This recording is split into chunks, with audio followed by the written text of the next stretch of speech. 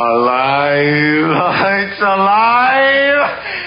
It's alive! What's up, roadies? My name is Larry Milburn, and this is Roadie Free Radio, your VIP pass to meet and greet the stars behind the scenes of the music and film business.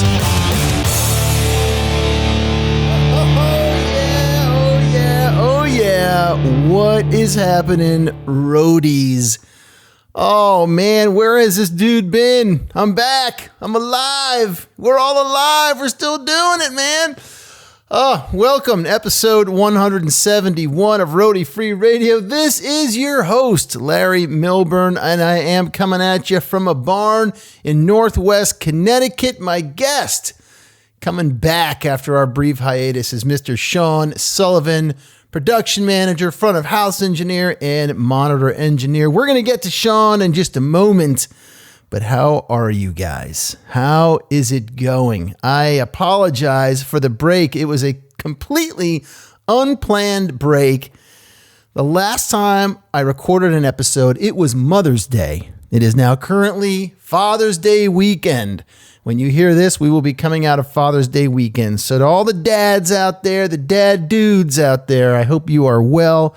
I hope you were well celebrated yesterday. And, you're kicking it. You're doing okay. You're doing all right. And that goes for everybody, man. I hope you are all hanging in there. We are, 3.5 months, something like that, into the most bizarre time in our history, I will say. Lots going on. A lot going on. So before we jump into all of that, happy Father's Day. I missed you guys. Things just got crazy, man. I said it in a post. I am so blessed. For some reason, I've had an abundance of work. There was a few days there back in the middle of March. I thought things were going to go south. Slowly but surely, they picked up. And I have been filming my face off. You know, people need to be relevant right now, video-wise. So I've gotten a ton of gigs, and it's been great because, as many of you know, I've been paying off some debt, and I've made a monster dent in the debt, And when that is done, perhaps I can choose a path that is a bit more comfortable. And I wish that for you all as well. Listen, before we get going, got to address a little something. You know, there's been a lot of stuff going on out there in the world, not coronavirus related, concerning racism, systemic racism, and our relationship to one another and to the African American community and whatnot, and people wanting some respect. And I get that. And as I was in this little break and just trying to keep up, a few things happened. Greg Looper passed. Monitor engineer Greg Looper, who I'd gotten to know. We're going to get to that in a second. And all this stuff started coming out, and people and companies and, started having statements and putting things out there. And I felt like I should, but I didn't know what to say. There was just so much to sort of say and do and whatnot. So I didn't say anything for a bit. I just hung back and kept my head down. And, now that I'm back on the mic, I want to say this. This is my statement, okay? If your skin color falls anywhere within the spectrum of the rainbow, if you are a good person, if you are a hard-working person, if your sexual preferences lead you to wherever they lead you, if your own personal sexual identity leads you to wherever it leads you, and you choose to do what you choose to do, and again, you are a good person, you do good things, you have empathy and compassion for other living beings on the planet, and you work hard, and you're loyal, and you're all of those good things, I don't care what you do. And that is my stance. I love you no matter what. If you're a good person, regardless of the color of your skin, if your personal sexual identity is something that you choose to be, whatever you want to be, that is awesome. It doesn't matter to me. That's what I want to say about that. That is what I'm going to say about that. I stand with everybody's personal choice to be who they are and how they were born and what they choose to do in this life. Because at the end of the day, and I've said it before, we got one shot. We have one shot, one chance, one time to go around this planet in the vessel that we were given when we were born. So what does that mean? That means when we die, we shed this body, and then our soul finds the next one. So enjoy it. Don't let people put you down. Stand up for what you believe in. Stand up for people and things that you believe in, and just be a good person. Okay? That's the official statement from here at Roadie Free Radio in the barn. As I look out from my idyllic, mostly white area that I live in, which is kind of a drag sometimes, I got to tell you. But it's beautiful. I like looking at trees and nature. That's cool. Could use a little diversity up here. That's all I'm saying, folks. That's all I'm saying. Litchfield County, let's get a little diverse. All right. Greg Looper. Oh, man. This was a tough one. Like I said, this happened a couple weeks back in beginning of June here. Greg Looper, monitor engineer for Tom Petty and the Heartbreakers for a long time, the Allman Brothers. Go back if you haven't had a chance. Check out my interview with Greg, episode 57. Really a sweet guy, and this was a tough one. He had some blood issues that we talk about in the interview that he always had to keep in check when on the road. And this was just one of those interviews as well that, you can tell when someone who doesn't normally let you in lets you in. And we went deep a couple of times, and I really appreciated it. And I think I talk about it in the interview, in the intro to that interview. When I went to meet Greg, it's also the same day I interviewed Chris Adamson, Forest Hills, New York, on that last Tom Petty tour. And even though Greg and I had been communicating, I showed up, in the morning sometime, and he was not ready. He was not ready to be interviewed by some punk ass podcaster. But he was gracious. He was gracious, albeit a little grumpy. It's okay. And I just stayed out of his way until he was ready. I went and interviewed Chris Adamson. We had a good chat and came back to Greg, and he was like, all right, let's go to the bus. So we went and sat in the bus, his bus in the back there, and did the interview. And it was just one of those where at times I found myself speechless. And as an interviewer, you have to sort of know when to let the leash out and let somebody go to finish their thought, and then pull it back in and keep the conversation moving in a certain way, and just to let him talk and complete the thoughts he was putting together was a special thing, because we talked about some of his mentors from the Allman Brothers, and he got pretty choked up. And so it was I ran into him again at the NAMM show. It was nice to see him a couple years ago. But unfortunately, we lost Greg. So, and we've lost a couple of others in this time as well. I know Stevie Wonder's longtime front of house engineer passed away as well. And so if I'm leaving people out, I apologize. Just trying to pull the strings back together here to get this show together was enough. So my heart and my love to anyone we've lost during the last month and a half or so. That's what I got to say about that. And my heart goes out to all of you on the road, who are usually on the road, as we try to figure out what the road looks like.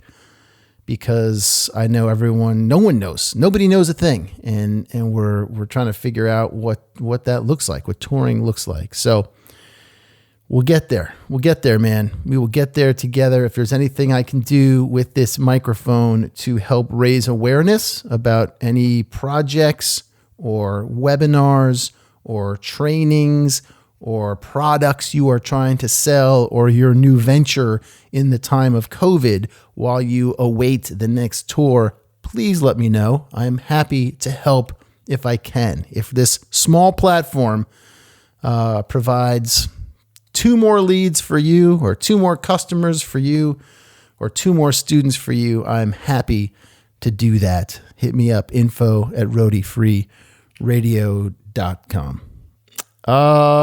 Okay, the other thing I want to let you know about in terms of people needing help. Here we go. A few weeks ago, I put out that video about Crew Nation, the global relief fund for live touring crews through Live Nation. I think it helped. The video's gotten a bunch of views. I know some people donated, some companies donated, did some tags, did some posts. Cool, man. I think that did something and people started to get their check. Awesome. So you know who the people are behind the road crew? It's the people that help supply the road crew. And I'm talking about Larry Martin and Kevin Martin and the Martin family over at Tour Supply. They obviously have been hit really hard. They have offices over in England, I believe. Used to have an office in New York, a storefront in New York. They got one in Nashville. They've got one at Rock Lidditz, as well as Los Angeles at Third Encore. You can check out that interview that I did just a few weeks ago with Larry Martin as well. What an incredible life. What an incredible loyalty he has to the crew members and whatnot out there. And an insatiable desire to service them and make sure they have what they need and take care of their artists. They are hurting right now, and they have started a GoFundMe campaign that you can find if you go to GoFundMe.com. Just go in the search bar, look up Tour Supply, and they will come up. They're trying to raise some cash. They're trying to raise like $50,000. They've only got about $3,500 so far. So I know we are all hurting. I hear you. $10, $20, $50, whatever you got right now would mean a lot to them. And to help keep everybody afloat right now is the goal. So check it out. Tour Supply over on GoFundMe.com would go along the way. So stay tuned, by the way, over the next couple of weeks. I've got some interviews in the bag. I've got Mr. Matt McGlynn coming up from Roswell Pro Audio as well. I have Mr. Chris Bedry coming up, systems tech for the Tedeschi Trucks Band. Good interviews. Psyched we got those in, and I'm going to do my damnedest to keep this show rocking and rolling, open it up to some artists and whatnot, and get it going. Trying to do some more things here, but it's been tough with work. It's been awesome. The only bummer with the work thing, I got to tell you, is that none of it has been audio or music related. Nothing. I did the last video that I made for me, I consider for me, was the Crew Nation video here in the studio.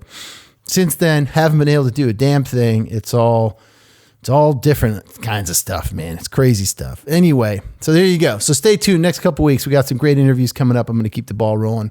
Loving it. But today we got Sean Sullivan, man. Sean Sullivan, production manager, front of house engineer, monitor engineer.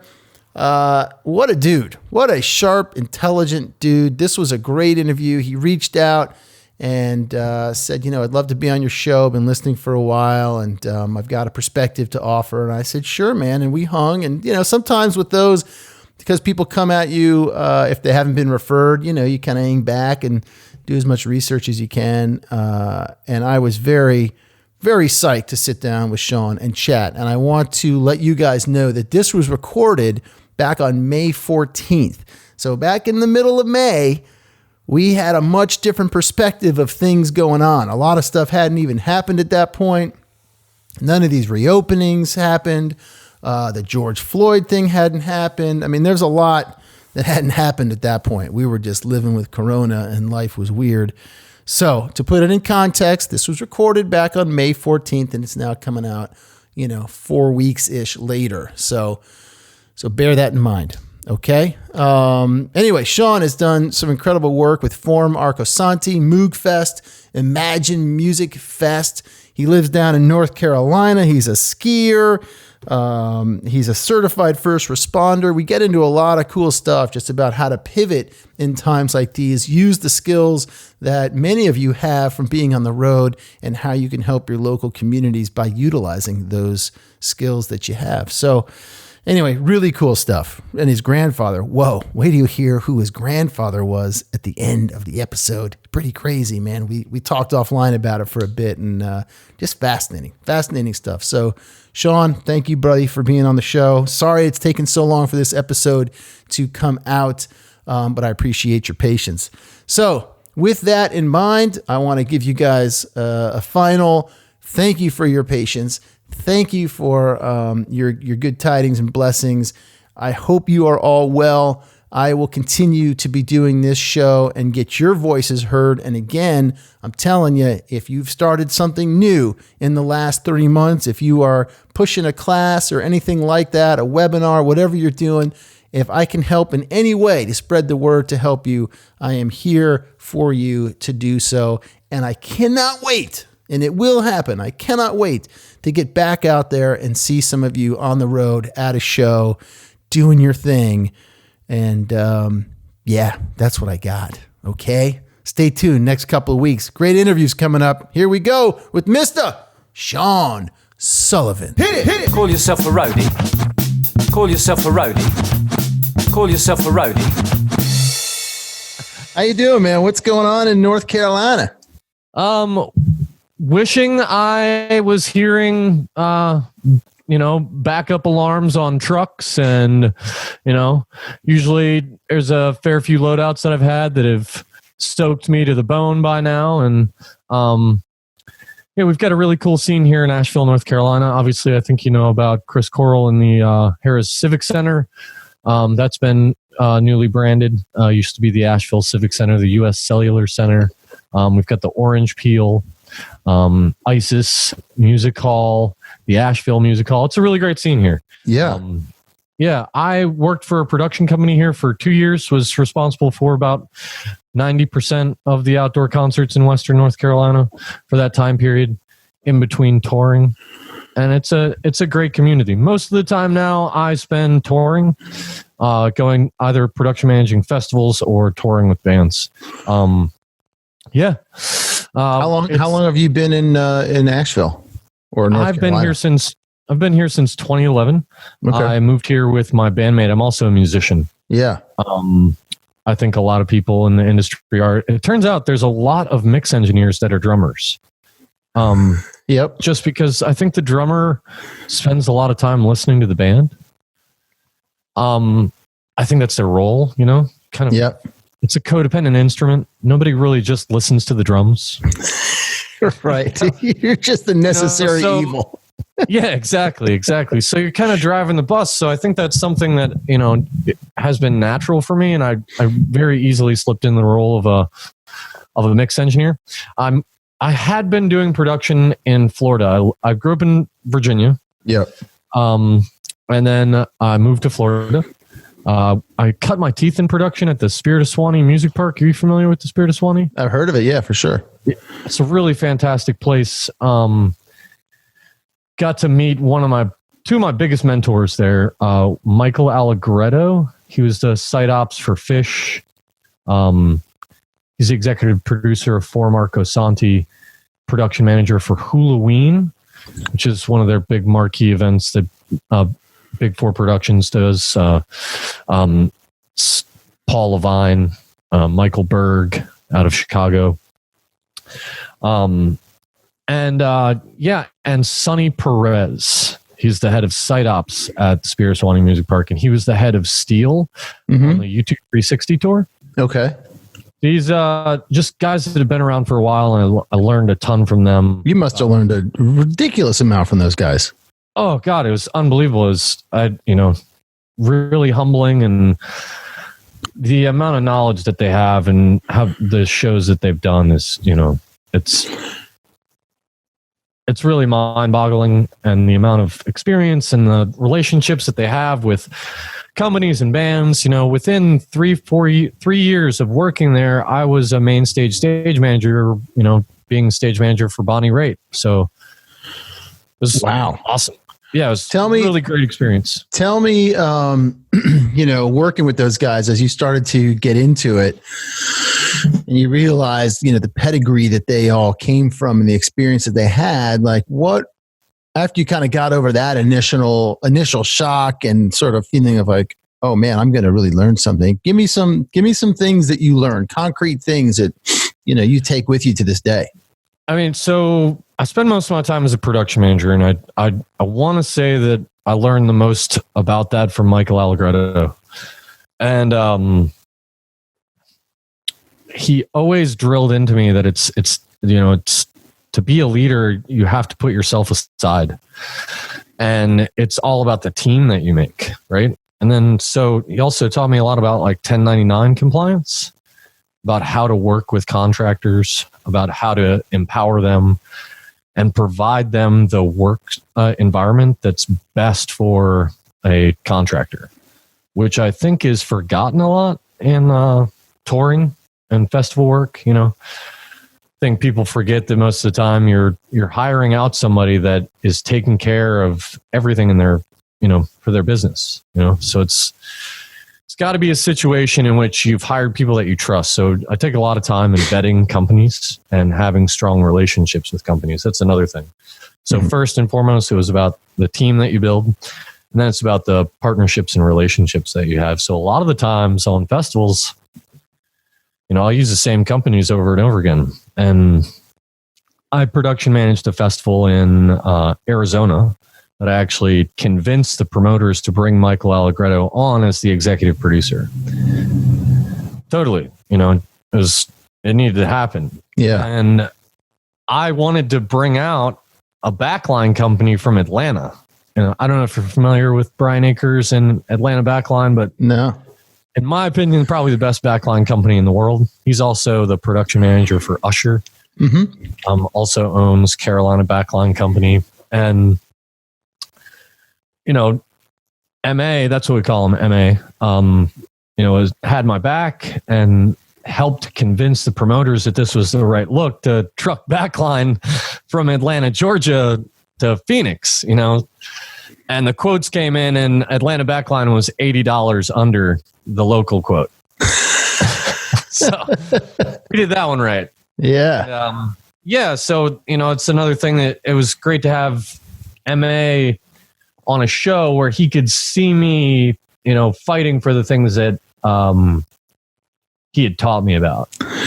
Well, what a nice twist for you too, to having worked for him, and now you're in a position to sort of pay it forward to him and bring him onto a gig. Oh, totally. It was huge. I wrote his scope of work. It was it was a bootstrap festival. It's only like 1,500 in attendance. This is the former Arcosanti? Yeah. It's at this like futuristic city. It was actually the influence for Tatooine. Okay. For Star Wars. Yeah. Yeah. It's a really rad place. And I was going to ask you, because I looked up that festival. I'd never heard of it. And I just checked it out, as I was getting ready for the interview. And I was like, this looks amazing. Did you only do one? Really How many of those did you do? I did 3 and I consulted on 1. It looks like a Coachella, Burning Man, hippie fest thing. It's awesome. It's really cool. And it's because of the site. So the site has this like 700-800 person capacity amphitheater. There's a smaller ceramic forging area that has like a half dome on it called the APSE. APSE. It's like a 300 cap. Then we had like another stage that we used as our late night stage that we either put in the canyon or up top. And that obviously fit the rest of the capacity of the festival, the entire capacity of the festival. It's normally 3 stages. We'd pop in, the promoters would want to pop in another performance. So ended up moving to 4. Yeah, I'm totally like broke ground on designing all the production elements for the show. I don't think they'd ever done anything like that. We stacked PA in the first few years, and I'd been pushing for flown PA for a long time. And the year I left, I needed to move on to other projects. And the next year they ended up, following through and flying PA. So it's really cool to see that, like when you work on a festival and the strategies and implementations and the staffing systems, people you hire, and the, where you get the gear from the providers end up being the same. Yeah. It's a I can't tell you how rad that festival was and how rad the people are involved with it, and getting MA involved and, writing the scope of work for the guy that grew up going to Fish shows. Right. That's what really inspired me to do all this, was going to all those festivals when I was a kid. Yeah. I was like, I'm going to do this someday, and then I end up working for the guy that freaking designed them. This blows my mind. I couldn't believe it. Let me ask you something, Sean, because you've got a lot. You said a big bulk of your thing is touring, so you're out on the road throughout the year. Yep. Festivals are a big part of your resume. Mm-hmm. But now we got this thing going on. So I'm wondering for you, as it is for so many people, this must be a big blow, possibly a double blow, because it sounds like in your area in Asheville, there's a ton of stuff. You could do a lot of home stuff, but you can't. So for you, what I guess we're getting to a couple questions here. All right, man. We're looking at where were you when things started to go down? And when things started, what I mean by where were you is, what did your landscape look like? What did the summer, the 6 months ahead from March, 5th look like for you? And where is it now? And as you sit at the epicenter of Asheville and this amazing music city, what does the landscape look like there now? Yeah, I'll take on the first part of the question. I was really excited about this season. I had recently, I'd been talking with a company out of Aspen called Alchemy Productions. A friend of mine, Victor Paluzzi, who I met through Music Matters Productions, one of my preferred providers out of Atlanta. He had moved out to Colorado. He had been working for Brown Note for a while, and then he moved on to this company, Alchemy Productions. I live in Colorado half of the year. You can see the skis behind me. Oh, yeah.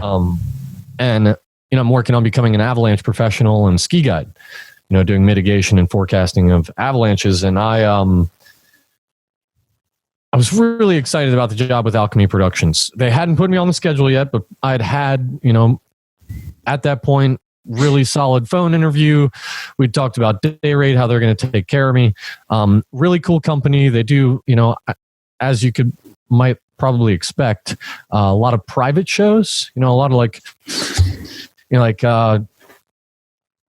Mary Chapin Carpenter for 150 people, or, stuff like that. Higher end artists, smaller cap private events, really solid equipment. I was stoked. I was really stoked to join up with their squad. And I think it was a week and a half later after my interview with them that the pandemic hit. Aspen was actually one of the hardest hit areas in Colorado because there's so many people flying in. It was actually an epicenter for Colorado in terms of outbreak. That's so funny. I feel like you don't hear that. Yeah, I mean, sans me providing any opinion about how the media or anybody's handling this, because I don't think this is the place for that. Well, you mean you have an opinion on this? Yeah, I think any American does right now. It's a pretty heavy topic. Yeah. I try to stay informed myself, just because we're the first affected by this, and we'll be the last to come back, without a doubt. Yeah. So obviously, because we wear all black, I think in large regard, people don't think we exist, and that concerts just happen. Yeah.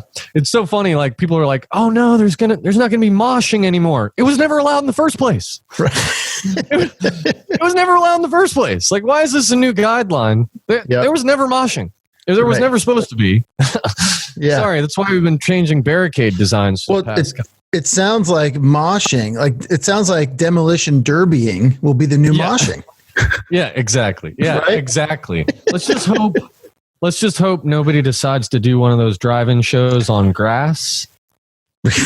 Yeah. I don't know if you saw the recent Orlando airport fire of the rental cars. Yes.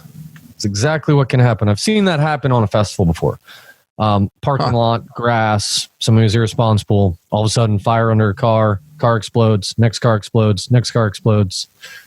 Pretty scary stuff. I won't name the festival, but if you're out there doing drive-in movies or drive-in shows, make sure you got a gravel parking lot. Tell me about it. It's pretty scary stuff you don't think about, like when you get into this, like, hey, did you contact them to turn off the sprinklers? You know, how many times you've been on, like, you see front of house at a festival just drenched by a sprinkler system, and you're like, stuff you don't think about. I digress. The next opportunity, I was working with Wasted Potential. I hadn't started yet. I had the interview.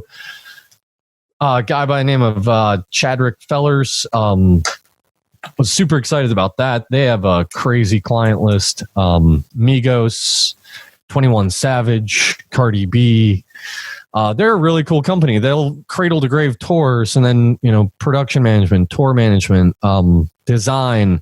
They'll basically put a tour manager / production manager / front of house out on tour with the band, with a lighting package that they've pre-programmed and a video package that they've provided content from. Really rad company, Wasted Potential. Kind of want to do the same thing myself eventually, and, you know, was informed about them from my buddy Bo Williams, the tour manager from Lettuce. Really great guy. Showed me about them, and it came up on BobNet. I think you probably know about BobNet. Sure. A position on Wasted Potential, and I put in my resume, and then all of a sudden, you know, I think it was like the 14th. I'd have to look at my emails. Like right before the global pandemic hit, Chad got back to me and said, hey man, if there's, you know, obviously the industry is shut down right now, but if there's a tour that comes up, you know, we want to have you on. And that I'm extremely excited about that, obviously, because the level of artist and the level of show, and, you know, most of those artists at least have one truck and 2 buses, you know? Yep. So yeah, I was very excited about this season. Yeah. I was very excited about turning up, and yeah. Are you a family guy? Do you have that pressure and stress right now?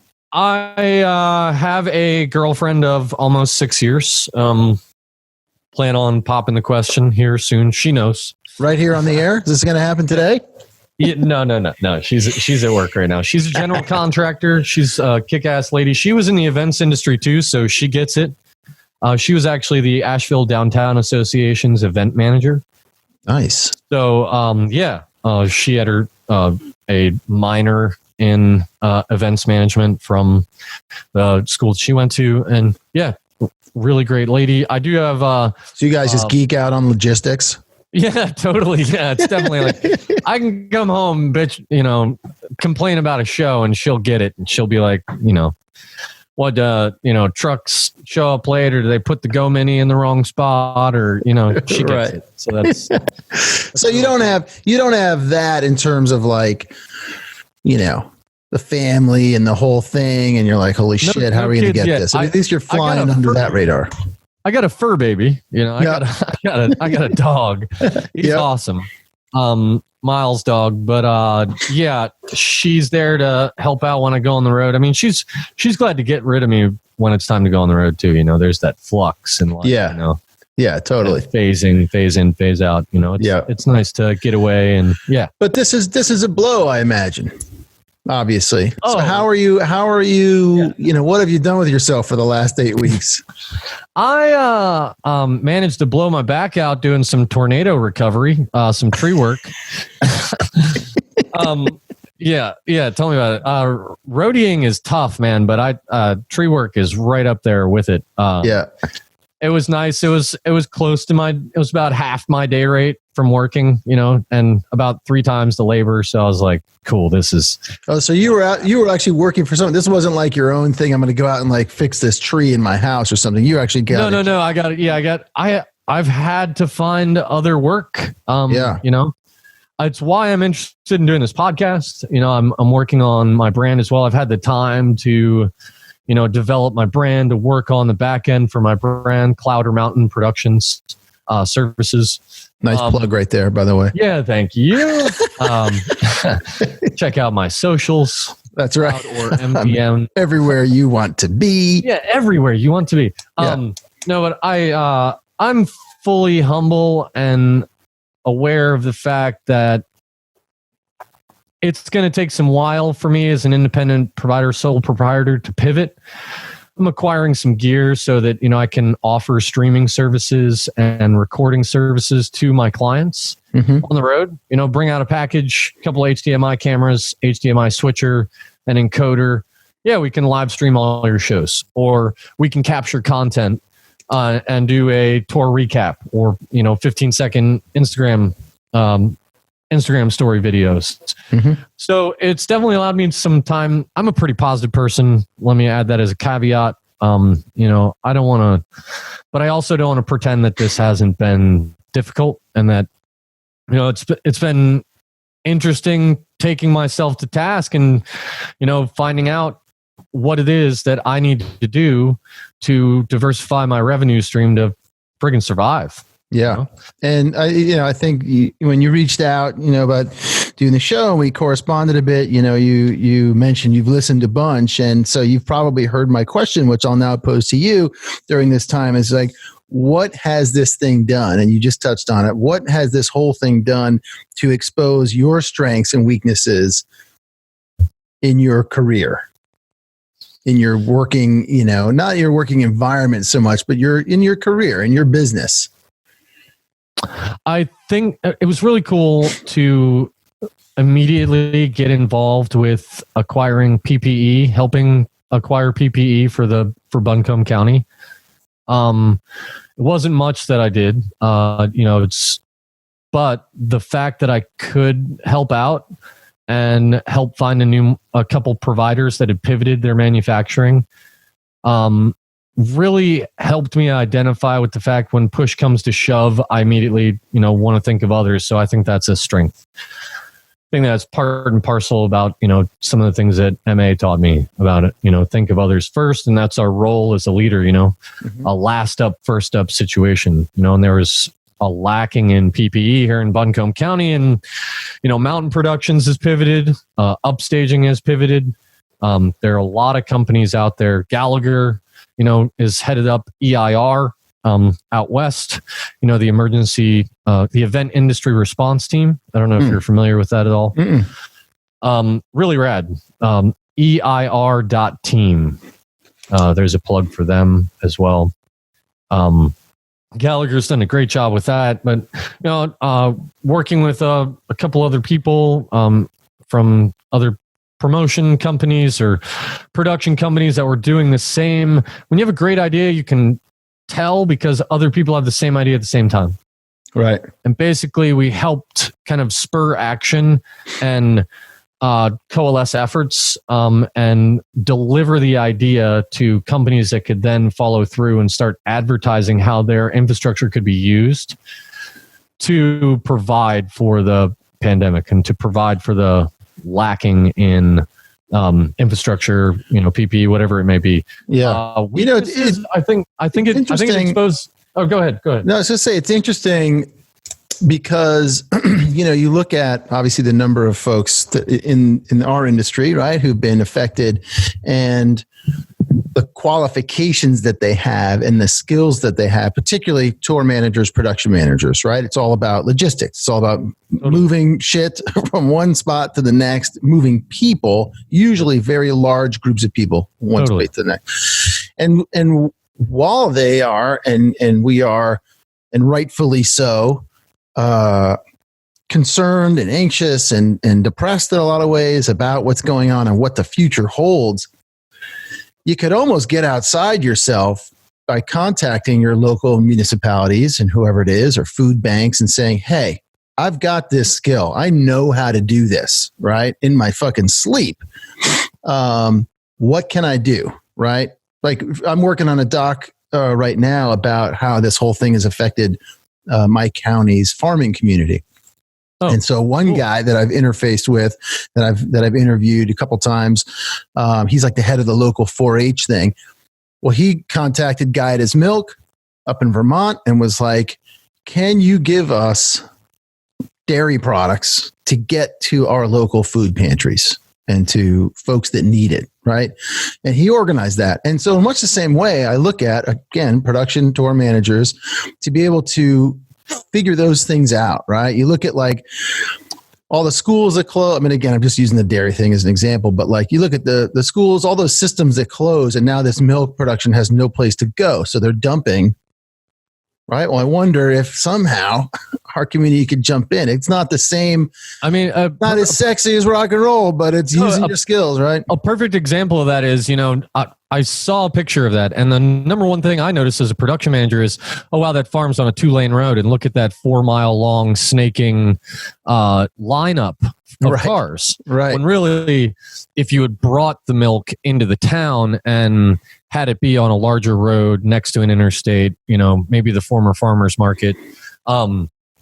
So it's funny you bring that up because I looked at an instance where a farmer had turned his farm into a point of sales area, and it's automatically like, hey, let's flip that around, or hey, I've got an idea for that. And I think that a lot of the people in our industry are just solution mentality based anyway, and they have to be positive because their back's up against the wall most of the time. They're trying to protect people that have no protections, and usually work in an environment where they're not protected. And to be able to transition those skills into helping people real time it was an honor, and it's I think the number one thing that people can do right now, first and foremost, is get their CERT training, the FEMA CERT, the Community Emergency Response Team training. Next would be contact your local Red Cross. I'm working with the local Red Cross to help them provide a system and a call list and a list of infrastructure available to them in times of disaster. And then a list of people in the event industry that have CERT training. Because a lot of times, if you don't have that CERT training, you may want to go and help, but you can get arrested for doing so. Right. Let's say it's going to be a bad hurricane season. So imagine a bad hurricane season on top of this pandemic. And right. you can I just saw a massive typhoon is forming out over the Philippines. Yep. Good. Yeah. I mean, you're right. And again, as we're diving deeper into this aspect of the whole thing, it's an opportunity to continue flexing that muscle that you all have in that realm, right? I mean, because if you're not, that's when you can start having fucking mind problems. Basically, right? I mean, at least it's kind of a way to get to the gym, and I think it's great. I was going to ask you about getting first responder. I know you're a certified first responder. You're part of the Event Safety Alliance, and I wanted to talk about that because obviously, shout out Jim Digby. Jim Digby, that's right, man. Yeah. As you work in these big outdoor festivals and stuff, that can only be a helpful skill and part of your toolkit to have. I mean, I kind of think of it that the event industry could be a second National Guard in a way. Yeah. I think we're a highly underutilized team, a task force in this country that needs to be integrated with the first responders in our country. Like you look at Silver Spear Security. I don't know if you know about Silver Spear. They work with Shinedown. They work with Nickelback. Their COO, JM Guarnieri, great friend of mine, he used them for MoogFest as the security team. They're awesome. Plug to Silver Spear Security. You just giving me gold here, dude, by the way. Yeah. He is former Secret Service. So, and he hires a lot of first responders. You'd be surprised how many first responders are in this industry just because people in the events industry are helpers.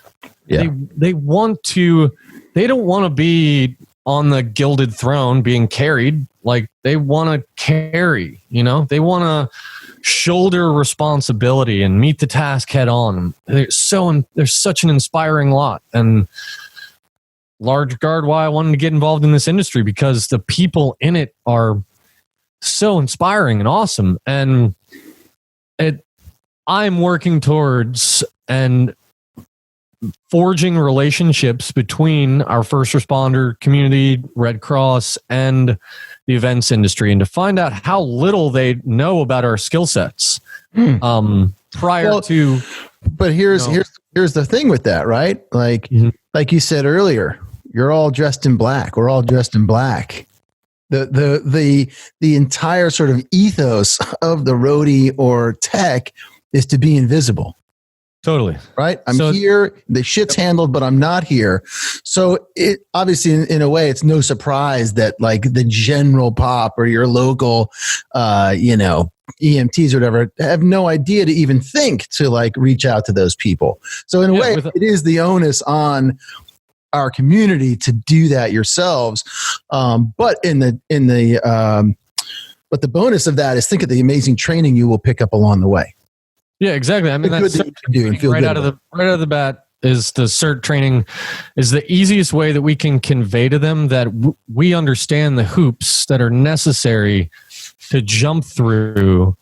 I think what happens is that within the first responder community, the kind of like modus operandi is you're a civilian.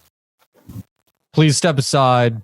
Because I don't know if you know anything about incident command, but it gets pretty intense where there's an incident commander deciding whether or not to put a black tab on someone that is to be left alone because we can't give them any care right now because they're most likely going to pass. Like these are serious decisions that these people have to come to. And I wish that there was more visibility on the intensity of their jobs. So the responsibility of event industry professionals that want to be involved on that level is to get certifications, is to go through the right channels, and then it is to answer questions, not ask them. Yeah. Right? Yeah. So that happens through reaching out, displaying the infrastructure and the personnel and the training and the types of experience that are relevant to that, and then listening. Right. And it's a delicate process right now. It's gotten to the point in some areas where event industry infrastructure and personnel have been needed. A lot of the times it's been unions that have been, helping set up hospital diversion areas. But that's mainly been in California and New York. I think it might have started a little bit in New Orleans. But it's a delicate process that involves, listening rather than that. And that's another thing that's tough for people in the event industry. It's just, how much have I fucking talked during this already? Yeah, it's very easy for you to go to a situation and just be like, cool, this is how we're doing it. This is how we're getting it done. Right. No, that goes over there.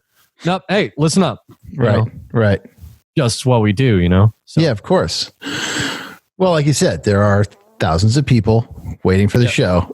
Exactly. There's also that too. It's like people are champing at the bit, and that's the last thing that you need in incidents command and first response. You never run to a scene. That's one of the first things they teach you in becoming a first responder is you never, no matter how bad the scene is, you never run to it.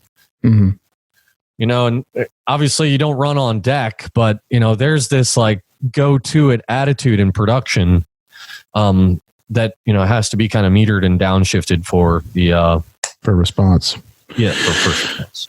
So let's talk about let's shift your mindset a little bit and put on the hat of the musician and the front of house engineer or the audio engineer, because I know you do that too, right? Yeah, definitely.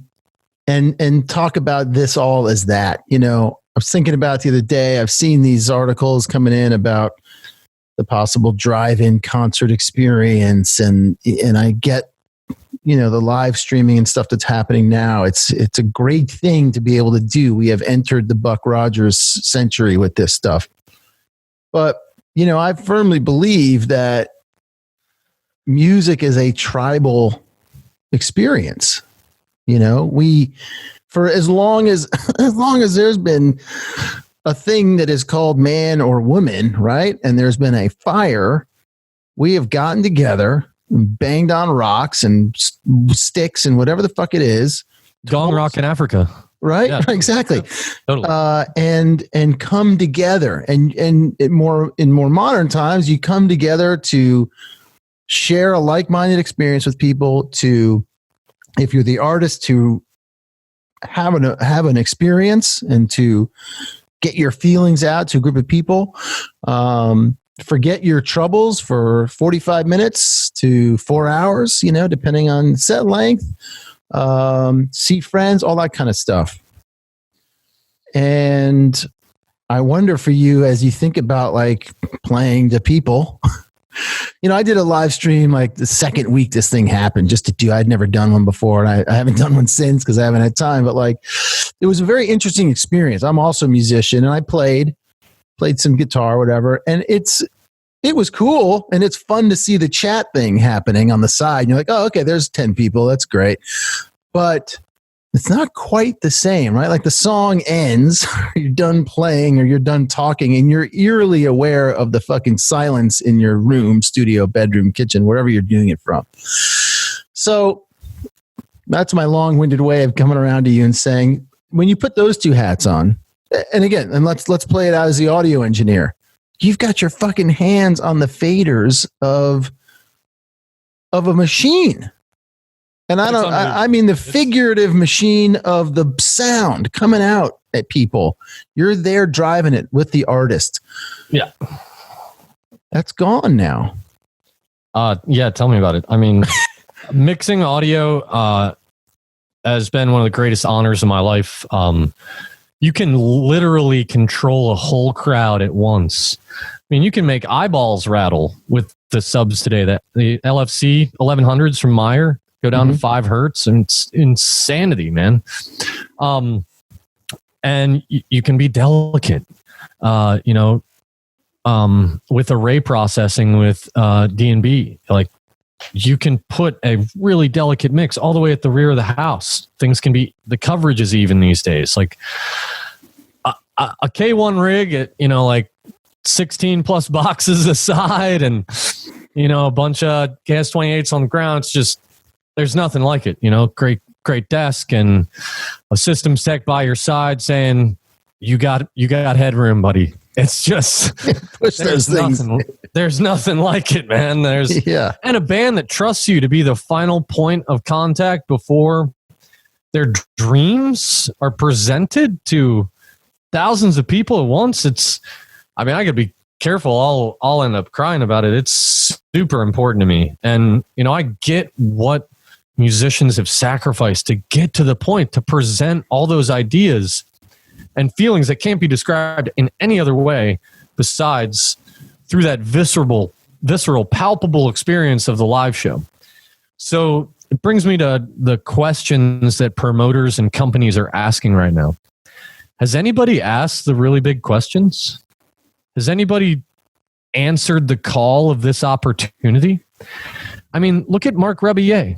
This guy was playing D stages at jam band festivals, and now he's one of the top streamed artists on Facebook and YouTube and IG Live, and is doing the first tour. He's doing the first drive-in tour. Do you know about this guy, Mark Rebillet? I don't know about him, but I saw a thing about the first drive-in tour. Yeah. And he's the one leading the charge. We're talking about somebody that was toiling in obscurity prior to this pandemic, and he has answered the call of this opportunity. So is live streaming visceral and palpable?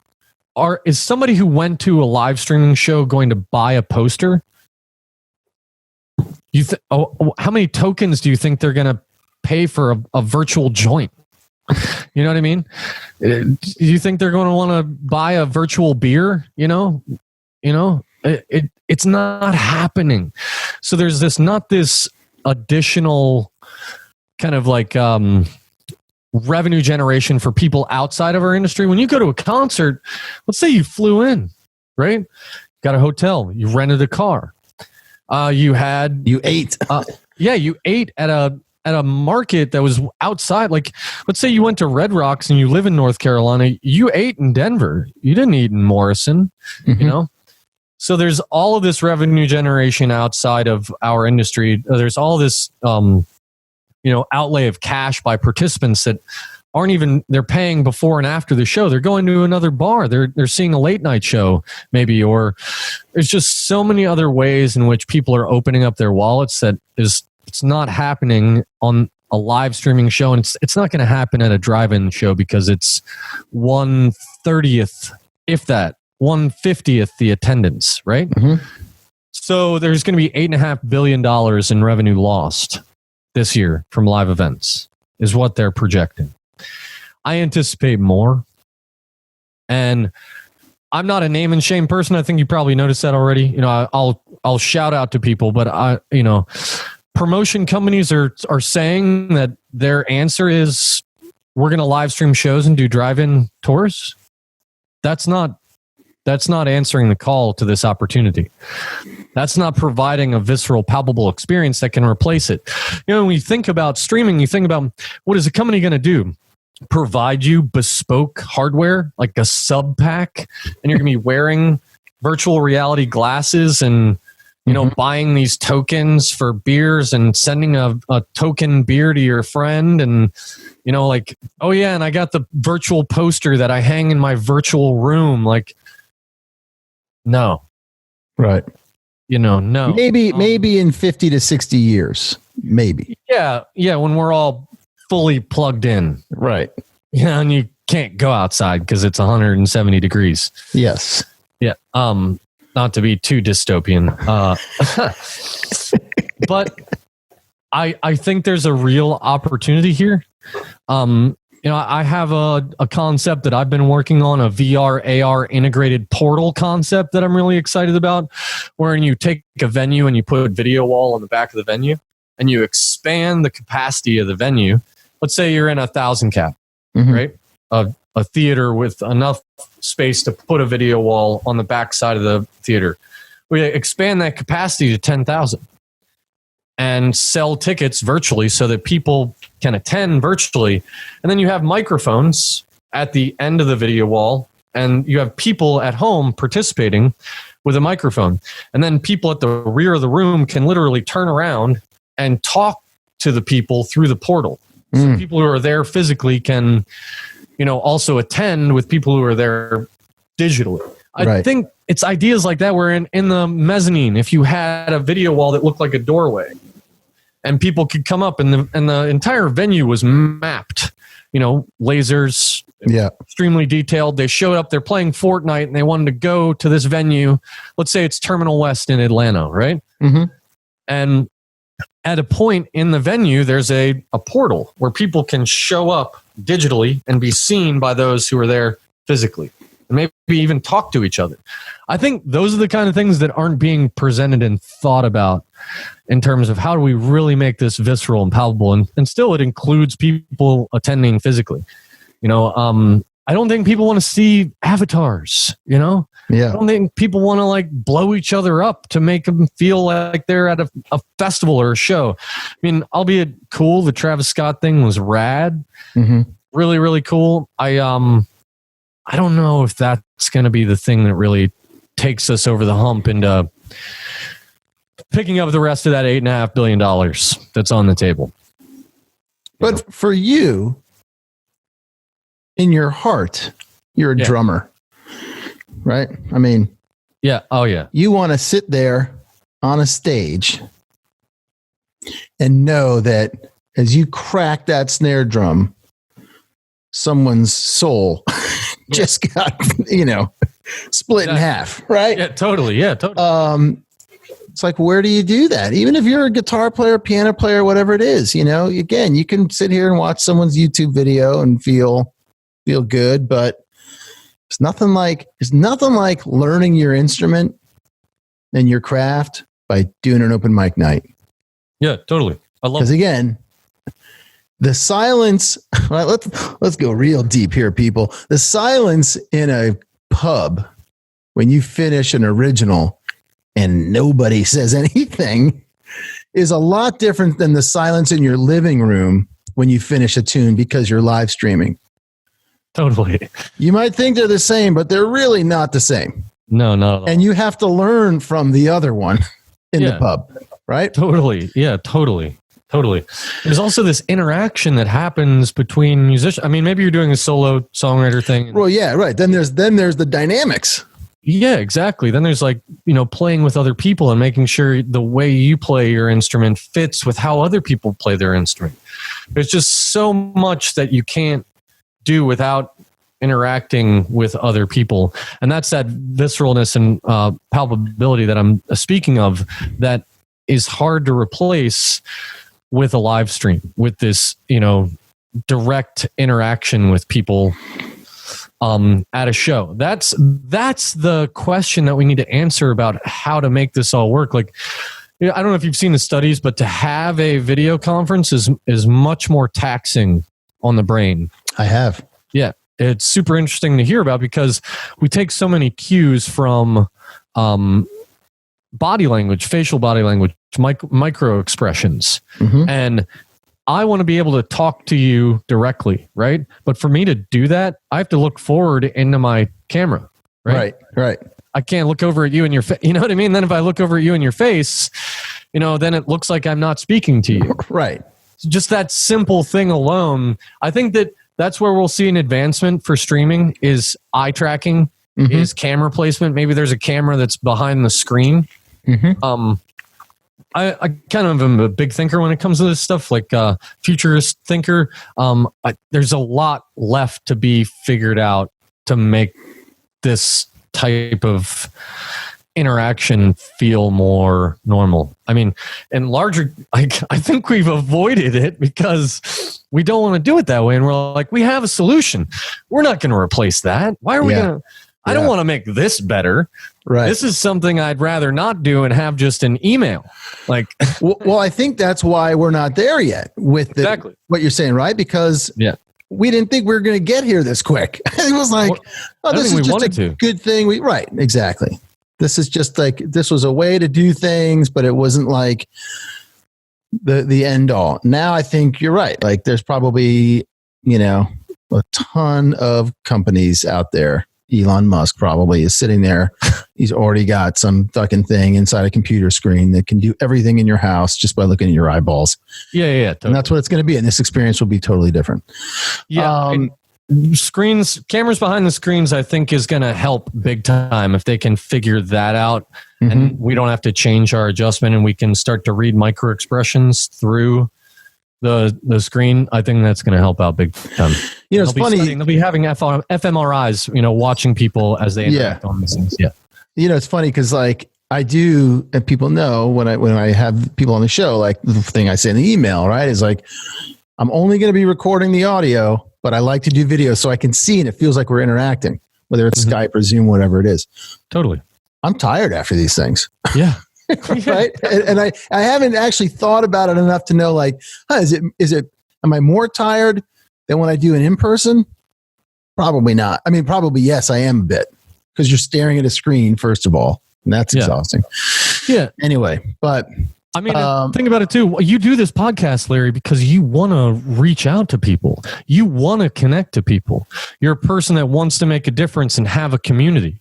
So therefore, like, there's so much that's lost in that effort by doing this. It's like going to a baseball game and ending up at a bowling alley.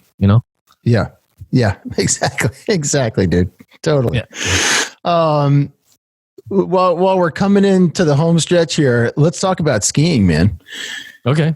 I grew up a skier as well, and I've been fortunate enough to ski a lot in Europe and here in the States and whatnot.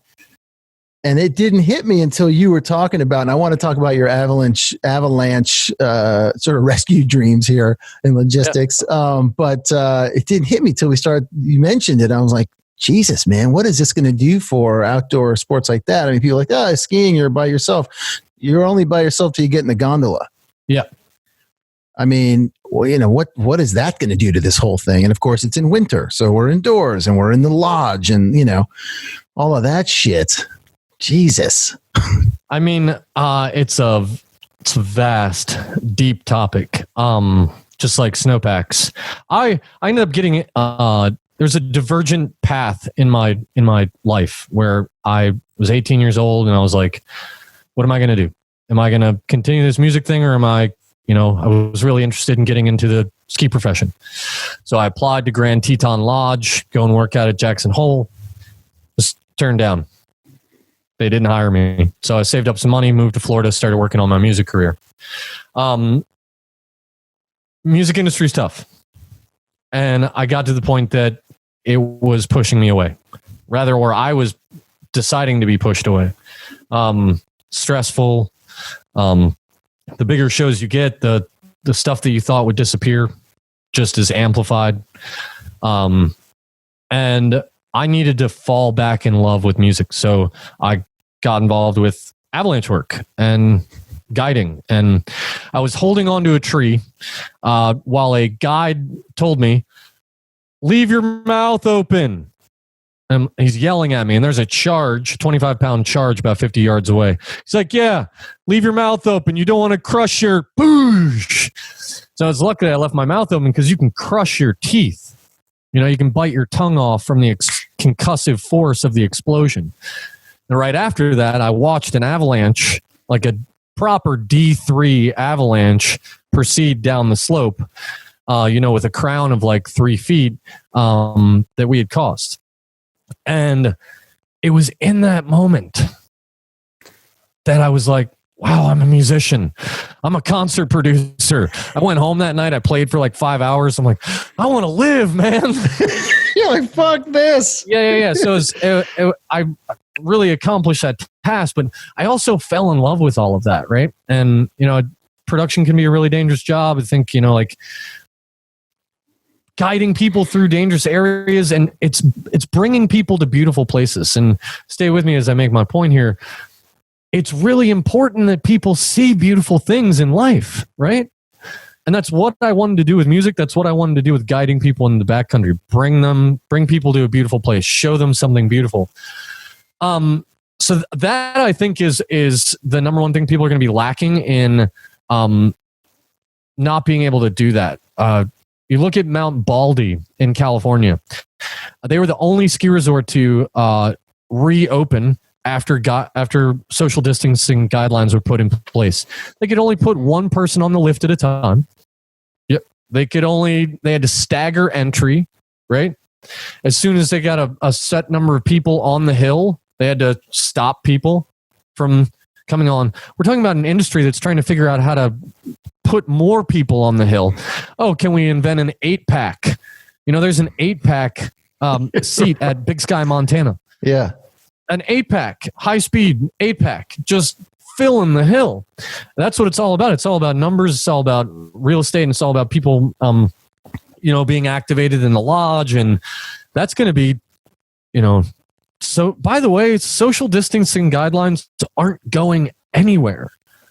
The world record for a vaccine is 4 years for the mumps. My grandfather isolated influenza and was a leading virologist. He's one of the most famous doctors in the history of virology. And so I've had a lot of experience in understanding virology and understanding epidemiology prior to all this happening. And this isn't going anywhere. There's going to be a second wave. It's going to get more difficult.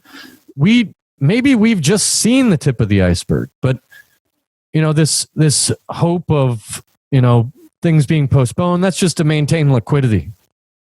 Let's be honest. It's allowing them to pivot in a way in which they can offer refunds, but also promote to people how they can end up keeping that cash on hand and not refunding tickets so that they can maintain liquidity. Large promotion companies. This isn't going anywhere. Capacities for venues, arenas. I mean, look at the Miami Dolphins guidelines. Have you seen the Miami Dolphins guidelines? No. Highly suggest checking that out. They released a series of guidelines for how they will do their games at their stadiums, and it's one. I forget exactly what it is. I maybe even 1/6 or 1/10, maybe 1/30. I have to look at the data to look at the reduction in capacity, but it's drastic. It's one car per every 4 spaces or something like that. Maintaining a 10-foot distance between cars. People are allowed to show up in groups, but they have to skip every 2 rows. Every 2 rows? Like, how long can you sustain that? You can't. As a franchise, right? You can't. Before you're just bleeding money. Yeah. So how the margins are put, the live events industry is a 2 to 3% profit margin, right? Yeah. Very small profit margins, even for the larger companies. And that's why it's such a tooth and nail business. So it's like, there's no room for adaptability. There's no room to put a frozen jalapeno popper on the menu instead of a local one with an organic cheese, you know? Yeah. You can't do Right. No, that isn't on the table. So there's going to be a lot of creative thinking required to provide visceral and palpable experiences that people are affected emotionally and still get what they used to, but only hanging out with their friends and seeing the strangers, 6 feet opposite of us and 2 rows down. It's, there's a lot to do still. Herd immunity, a vaccine, just a societally acceptable way to handle this. Like, let's get on the same page about masks first before we even consider how this is, how we're going to do shows. How are people going to get that button of dopamine hit? That's another thing to watch out for is it's going to transfer in odd ways. Every action has an equal and opposite reactions. So therefore, just there's a lot we have yet to see. You stay up late at night thinking, don't you? No, I get up pretty early. I just You're passionate. I love it, dude. I'm busting your balls. It's a brilliant thing, and I love that you have the perspective of your grandfather's work in your brain as you're thinking about crowd and people control and guiding and whatnot. I think that's a fascinating duality to have in you. Yeah, thanks. I mean, ultimately, I just felt guilty for having that genealogy and being, I'm going to be a drummer, and my grandfather did that. What the? Well, we all have our path, Sean. We all have our path. You got to do your thing, man. Sean, my man, thank you so much for being on the show. I really appreciate it, folks. Stay tuned next week, episode 172 with Matthew McGlynn from Roswell Pro Audio will be with us. You can follow us during the week at Facebook, Instagram, SoundCloud, Apple Podcasts, Google Podcasts, iHeartRadio, YouTube, and Spotify. All as Roadie Free Radio. Check out the website, roadiefreeradio.com. Send me a note because I want to hear from you. That's info@roadiefreeradio.com. And my friends, in the meantime, y'all be safe out there.